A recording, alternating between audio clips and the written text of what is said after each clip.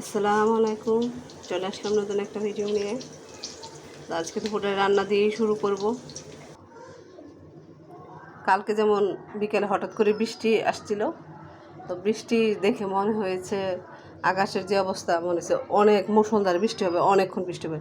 তো অনেকক্ষণ বৃষ্টি হয় নাই, সেই তুলনায় বৃষ্টিও কম হয়েছে, আর আজকেও ভালো। তো গতকালকে আসলে কাপড় ভিজা ছিল, এখন কাপড় টাপড় শুকায় গেছে, সবই রোদ্রে দিয়েছি সকালে, শুকায় গেছে। তো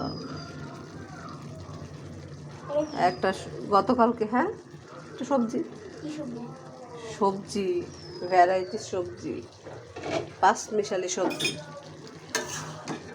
তো সবজিটা একটু বেশি করে করে রাখছি, সব কিছুই দিয়েছি। টমেটো ছিল না, বাজার শেষ। আবার বাজার করলে আমার ছেলে আবার খুব টমেটো খুব পছন্দ, মানে সব কিছুতে তার টমেটো লাগে। হ্যাঁ, টমেটোই তো নাই, তোমার বাবা বাজার করতে হবে তো। হ্যাঁ, নিয়ে আসবে। বাজার আনতে বলেছি, আজকেও আনতে পারে, কালকেও আনতে পারে। তো আজকে আনলে কেটে রেখে দেবো, আর কালকে আনলে যদি তাহলে রান্না করতে হবে, এই আর কি। ধোয়া দিয়ে আছে তো, যেহেতু একটু মাংস আছে এই কারণে মাছটা ভিজায় রাখলাম। মাংসটা শেষ করলে ভাজা মাছ দিয়ে আর কি, যদি না খায় তাহলে ভাজা মাছ। বাতাস শুরু হয়েছে, মনে হয় আবার বৃষ্টি হতে পারে, ওয়েদার দেখে মনে হচ্ছে এমন। তো আমার গতকালকে রান্না ছিল, সেটা গরম করলাম, আর একটু মাছ ভেজে রাখবো। যদি ওরা মুরগি মাংস খেতে না চায় তাহলে মাছ দিয়ে খাবে। মাছটা যদি এখন রান্না করি তাহলে আর মুরগি মাংসটা খাবে না, সেই কারণে মাছটা ভেজে রাখবো। কারণ ভাজা মাছ মাঝে মাঝে খায়, মাঝে মাঝে খায় না। তরকারিতে দিলেই, ঝোলে দিলেই আর কি খায়। তো সেই কারণে আর কি এটা করলাম, নিজেও একটু কাছ থেকে একটু স্বস্তি পেলাম। তো এখন হচ্ছে ওদের খাওয়াবো। ওর বাবা কখন আসে বলতে পারি না, ওর বাবা আসলে ওর বাবা খেয়ে নেবে। প্রতিদিনই কিছু না কিছু রান্না ছাড়া তো আমাদের কোনো কাজ নেই।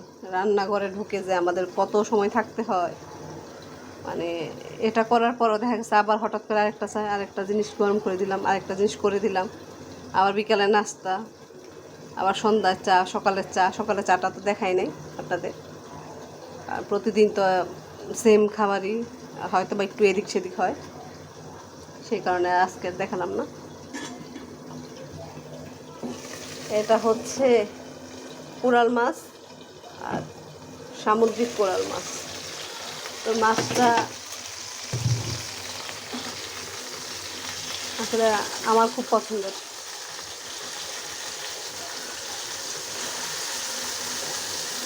তার কেমন লাগে জানি না, আমার কাছে আসলে মাছ, সব মাছই ভালো লাগে।